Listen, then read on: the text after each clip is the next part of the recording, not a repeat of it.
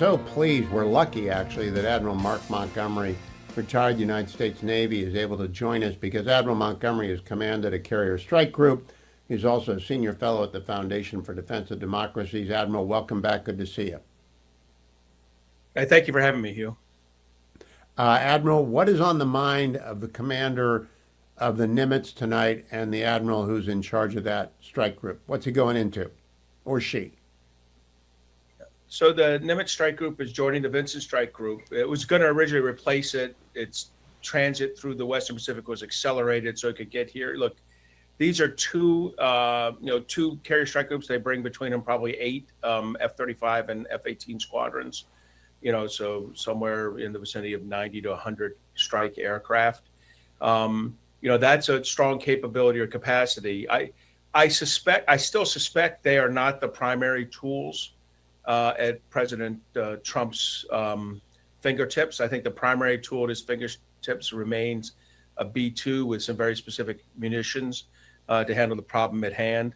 And just knowing how President Trump is treated, he's been very careful in how he enters potential warfighting environment. He has not been overly aggressive, and he has made it very clear he eschews war as an aim. And so I don't believe the carrier strike group is probably the number one tool, but they will be used if there's any Iranian action against U.S. forces in the Middle East. That's what I thought the message was. Now, Admiral, talk to me about the B-2 and its capability vis-a-vis Fordo and where else it might be used in Iran.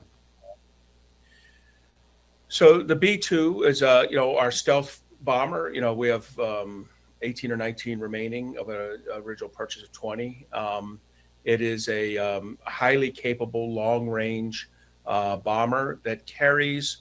It is the only plane in the U.S. inventory, and really the only plane in the world that carries the massive ordnance penetrator, a 30,000-pound munition that is widely understood to be the only munition, maybe not used singularly, but in pairs or even more, that can significantly damage a deeply bunkered facility like Fordow, which is the remaining nuclear facility in Iran that's part of their enrichment program. It takes the 5% enriched using about 3,000 centrifuges and can take it to a nuclear, to a weapons grade uranium. So, it's obviously the number one target remaining for the Israelis, and one that can only be serviced by the U.S. Air Force.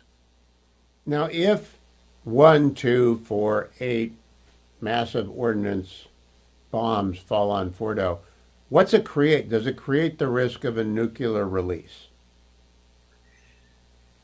So I'm hoping for more than one, but we'll get this, when you get some number on there, what it creates, I believe that we are smart enough in our targeting, smart enough in our weapons design, that we are not creating a contamination problem. This is not a nuclear, uncontrolled fission problem. That's not going to happen. As you know, I was a nuclear engineer in the Navy. I have a reasonable understanding of that. That's not what's at risk here. There is some risk, extremely small, I think, of some kind of small contamination spread, which, by the way, exists every day around these facilities. But they're in an earthquake area, things like that. Having said that, I think the U.S. Air Force is very smart about this. We also have sniffer aircraft that look around for that kind of capability or that kind of issue happening. And so we'll be watching very carefully. But, the Israelis struck facilities in Iraq and Syria, back in 40 years ago and 20 years ago to kind of remove this exact kind of problem without that kind of serious contamination spread. Now, Admiral, today the Iranian central bank shut down a cyber attack. You were the executive director of the National Cyber Solarium. Do we have to worry about this sort of thing happening to us as well? 100%. Now, look, not just from Iran, but from China and Russia. Look, and North Korea, all four of the axis of aggressors, all four of those countries have recognized that an excellent tool to use against the United States is our cyber tools. So there are significant threats to our homeland, to our critical infrastructure, our electrical power grids, our water systems, our energy, our energy distribution, the financial services, transportation systems like ports, aviation, and just so you know, I know that everyone knows it's true. Director Wray of the FBI a year and a half ago made it very clear that the Chinese, with an advanced persistent threat team known as Volt Typhoon, had penetrated most of those systems I just mentioned and done what's called operational preparation of the environment, or put in accesses they could come back to later, or even malware that they could energize to put the U.S. critical infrastructures at risk. So the short answer is yes, we are vulnerable, and yes, our adversaries know it, and all of them are capable of it, much more so China and Russia than, say, Iran. So are we going to watch? I assume Israel is very capable. Are we going to watch how quickly Iran can put their central bank back online as a test of how quickly countries can recover their key assets?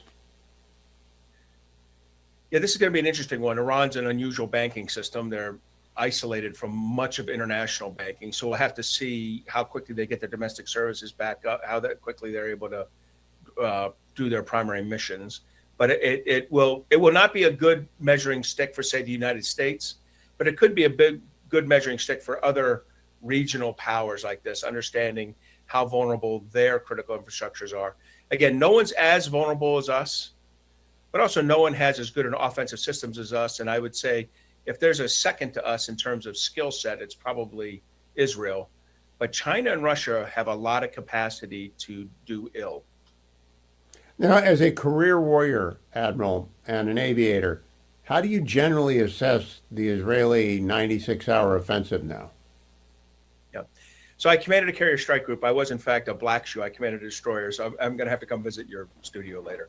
But I have been very impressed. This was an excellent 96-hour strike. They established air control, then air superiority, so that they can operate first with their stealth aircraft, now with their less stealthy aircraft, and apply precision munitions at their will. And they have done significant damage to nuclear facilities such as Natanz and Isfahan, to the remaining air defense systems, and probably most importantly, to the ballistic missile launch infrastructure that allows probably at the time 300 launchers that allowed the Iranians to launch up to 3,000 ballistic missiles. So far, the Iranians have only launched about 250 to 300, but that ability to do waves of 50 to 60 is being decimated right now.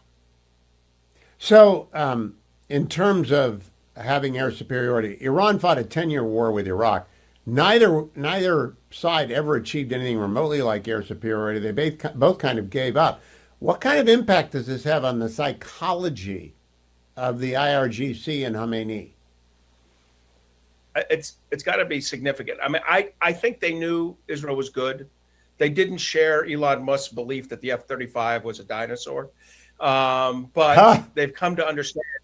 They've come to understand to what degree the F-35 is a significant game-changing advantage for the owner and operator of that F-35, especially the Israelis with the quality of their pilots, and the United States and maybe the United Kingdom. I mean, there's others, but those are the some of the top planes plus trained pilots combinations you have. And look, you can also go to Russia, Ukraine, and see that the lack of air power over that battlefield has made it much more static along lines of control with, I mean, there's been innovation there, but the innovation doesn't involve, what we consider traditional air power. This is Israel demonstrating the value of having a high-end military that can impose its will on an adversary.